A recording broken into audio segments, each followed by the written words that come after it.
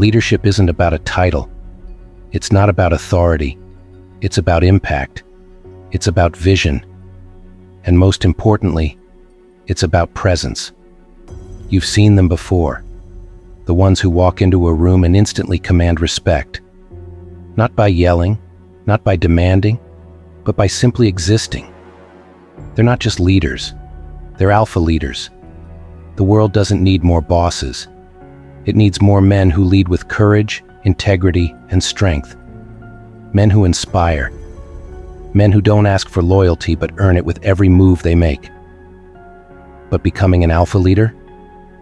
That's not for the faint of heart. It's a path carved by discipline, guided by principles, and tested by fire. You want to lead? Then you've got to own yourself first.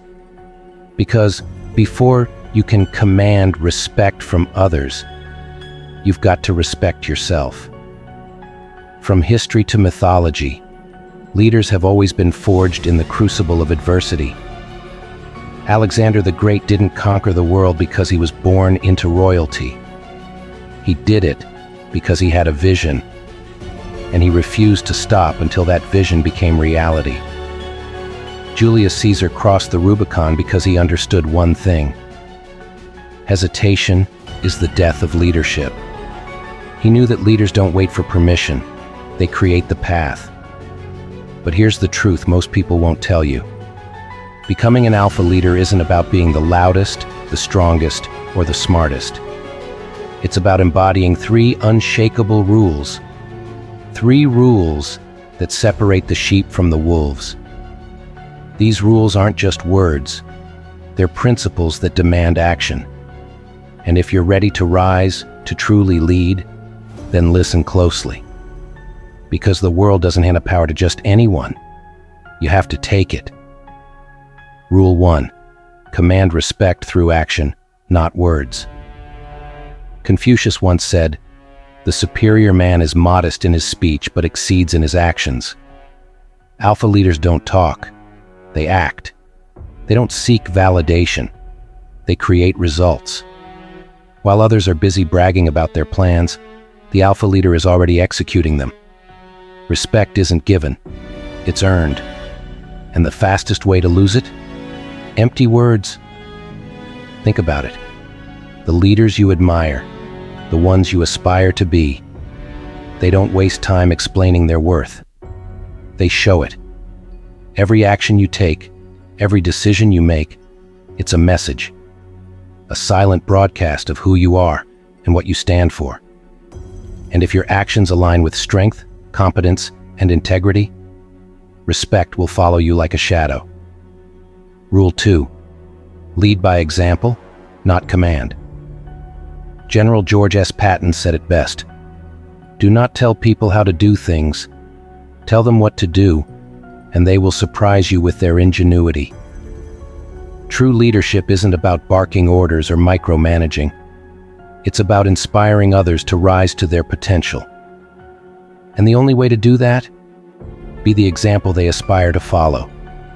If you want loyalty, be loyal. If you want discipline, show discipline.